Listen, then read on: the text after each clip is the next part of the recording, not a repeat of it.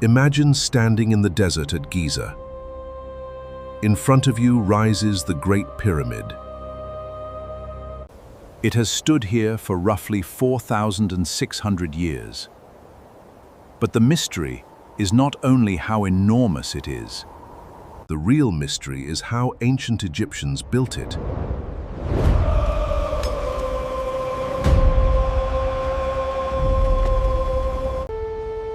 We know the pyramid was constructed during the reign of Pharaoh Khufu.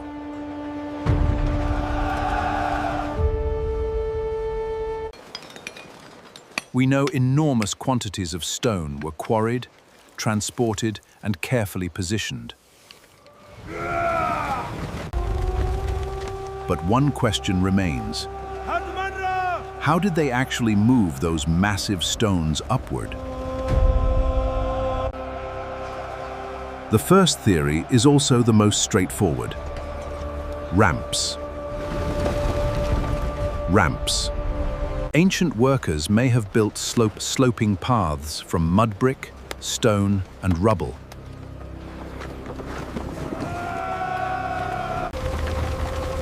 Wooden sledges and ropes could then have been used to pull the blocks upward.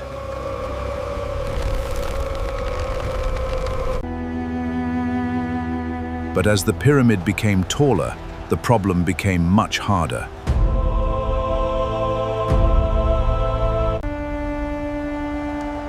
A single straight ramp reaching the top would have needed to become extremely long and massive.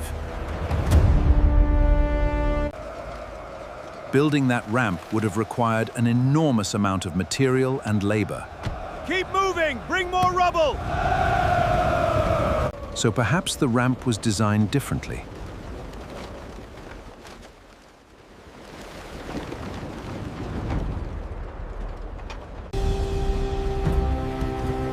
Some theories suggest ramps may have wrapped around the pyramid.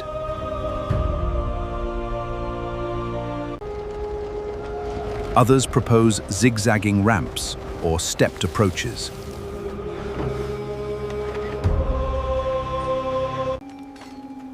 These ideas are possible, but archaeologists still do not have definitive evidence proving exactly which ramp system was used. And then comes another intriguing theory. What if part of the ramp was inside the pyramid itself? Architect Jean-Pierre Houdin proposed that an external ramp may have been used during the lower stages, while an internal ramp spiraled through the upper levels.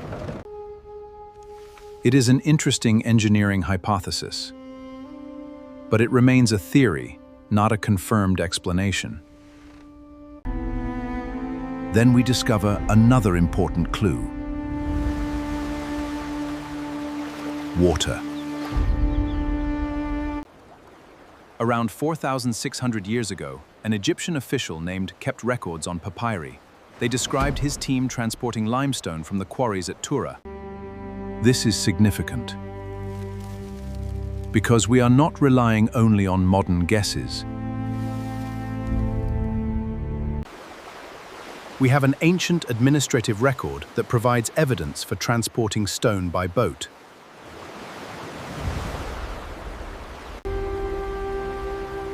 The Nile and its connected waterways were likely an essential part of the transportation system behind the pyramid project. But getting the stones to Giza was only half the challenge. The blocks still had to be moved across land. Then they had to be raised. And finally, each one had to be positioned with remarkable precision. This is where technologies such as wooden sledges become important.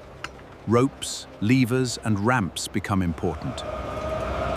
They may sound simple, but combine those tools with thousands of organized workers, skilled craftsmen, and experienced engineers, and the result becomes extraordinary.